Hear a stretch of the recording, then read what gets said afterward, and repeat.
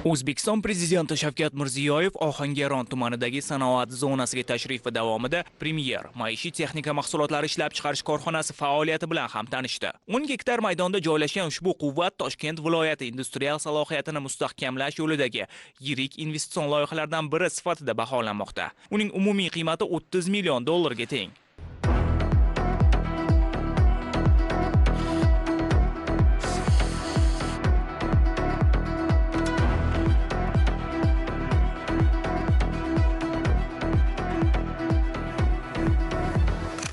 Ayni paytda bu kabi korxona O'zbekistonda 2 ta, Markaziy Osiyoda esa 4 ta bo'lib, aynan mazkur loyiha ishlab chiqarish hajmi bo'yicha 2-o'rinda turadi. 2023-yilda davlatimiz rahbari bizni muzlatgich ishlab chiqaradigan zavodimizga tashrif buyurdilar.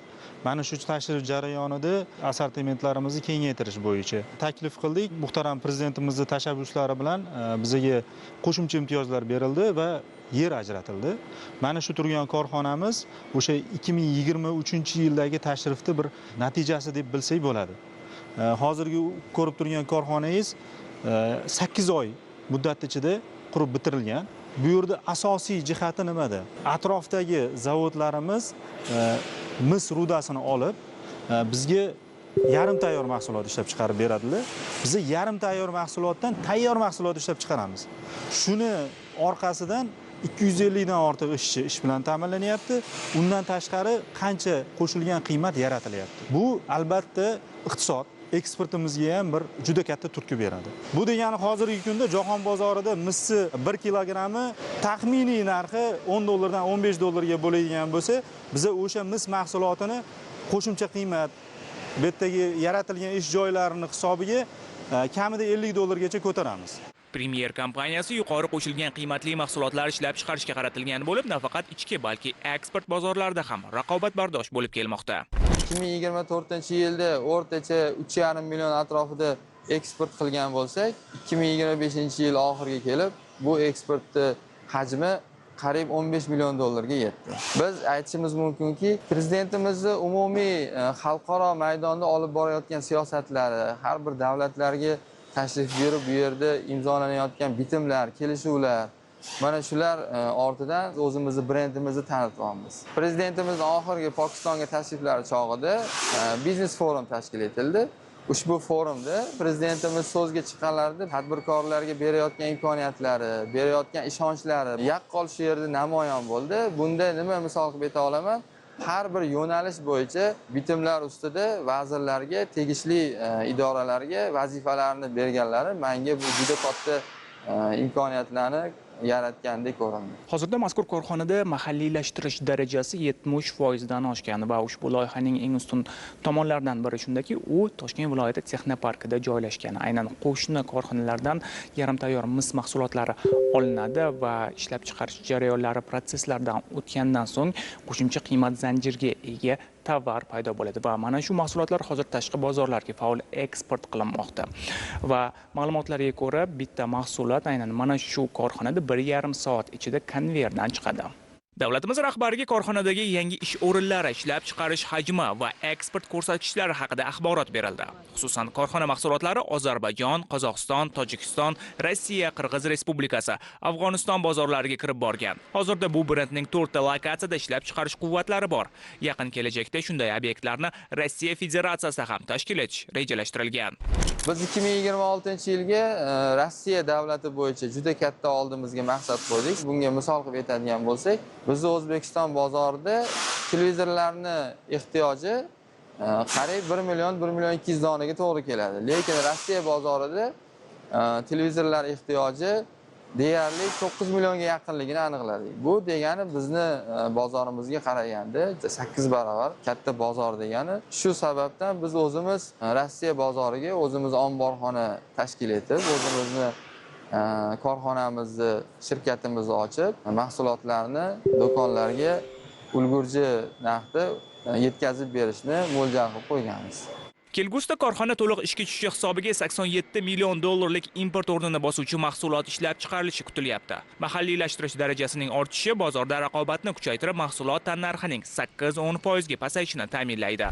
Biz mana konditsioner zavodlarini tashkil qildik, undan tashqari monobloklar, interaktiv doskalar ishlab chiqarishni yo'lga qo'ydik. Bularni hammasini orqasida prezidentimizning e'tiborlari. Hozirgi kunda umumiy quvvatimiz 800 ming dona mahsulot ishlab chiqaradi. Mana shu mahsulotlarni 70% mahalliylashtirish asosida ishlab chiqaryapmiz. Bizning ustunligimiz nima? Bizda mukammal laboratoriyalarimiz bor. Birinchi navbatda bozorni o'rganamiz. Ikkinchi navbatda sifatimizni to'g'rilaymiz va bozor talab qilgan darajada ham sifatli, ham hamyonbop mahsulotlarni yetishtirib berishimiz bilan bizni nima deydi, unikal tomonimiz deb o'ylayman. Hozirgi kunda mana 9 turdagi mahsulot ishlab chiqarayotgan bo'lsak, 2026-yil mobaynida bizlar bu mahsulotning turini 15 xilga olib chiqmoqchimiz. Buni bunday tez sur'atlarda rivojlanishiga nima turtki bo'lyapti? Albatta, bu prezidentimiz tomonidan qilinayotgan islohotlar, undan tashqari tadbirkorlarga berilayotgan imtiyozlar. Mana shu jihati bilan ham biz yildan yilga talabimiz oshyapti, yildan yilga rivojlanyapmiz. 2026 oxirigacha bu quvvatimizni biz 1,5 million donaga ko'tarmoqchimiz. Mana respublika bo'yicha nechtadan nechta sanoat hududlari, erkin iqtisodiy zonalar yaratildi. Mana hozirgi biz turgan zavodimiz ham Angren iqtisodiy zonasi va Ohangaron mis klaster zonasidamiz. Bu yerda ham tadbirkorlarga katta imtiyozlar berilgan. Mol mulk solig'i deysizmi, eksportga qilganimizda har xil oladigan preferensiyalar deysizmi. Bularni sanog'iga yetish qiyin. Shuni hisobiga yildan yilga korxonalarimiz kengayib, quvvatlarimiz ham oshib boryapti. Ayni paytda korxonada qurilish ishlari 95% ga bajarilgan va 11,3 million dollar investitsiya o'zlashtirilgani aytilmoqda. Davlatimiz rahbari korxonaning ish jarayoni, mahsulotlari sifatini ko'zdan kechirdi. Mutaxassislar va ishchilar bilan suhbatlashdi. Ishchilarga o'sha oyligidan tashqari oyda ro'zg'origa kerak bo'lgan produkt mahsulotlarini zavodimiz yetkazib beradi har oy. Undan tashqari KPI tizimi bo'yicha ishlaymiz. KPI tizimida ishchilarni plan yopish darajasiga qarab turib 10% dan 30% gacha o'sha oyligiga qo'shimcha bonus sifatida chiqadi. 8 oyda ishga tushgan zavod birinchi yil, ya'ni yil oxiriga qadar 30 mingga yaqin mahsulot ishlab chiqardi. 2026-yilda bizda shunaqa reja qo'yildi. Biza 125 mingta mahsulot, bu degani 8 oyda ishlab chiqarilgan zavodga 6-7 barobar ko'p mahsulot rejada bor. Avvalambor o'sha prezidentimizni yaratib berayotgan imkoniyatlari, o'sha tadbirkorligi bor. Bunaqa joyda o'sish tez bo'ladi.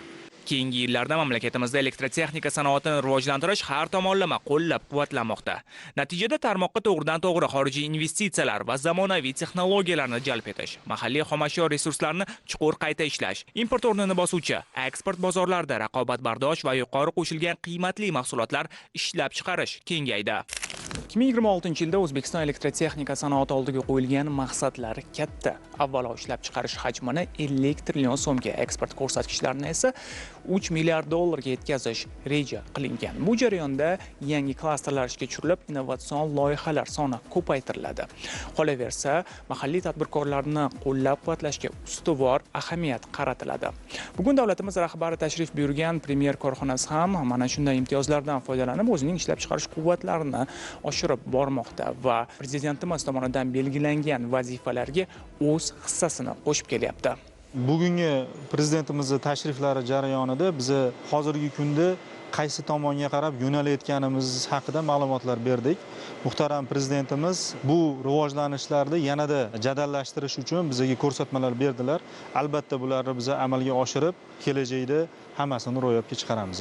Muxtasar aytganda, davlatimiz rahbari tashrif buyurgan korxona Toshkent viloyatida sanoatlashuv jarayonini jadallashtirish, importga bog'liqlikni kamaytirish va yangi ish o'rinlari orqali hudud iqtisodiyotining barqaror o'sishiga xizmat qiladigan muhim sanoat drayverlaridan biri sifatida namoyon bo'ldi.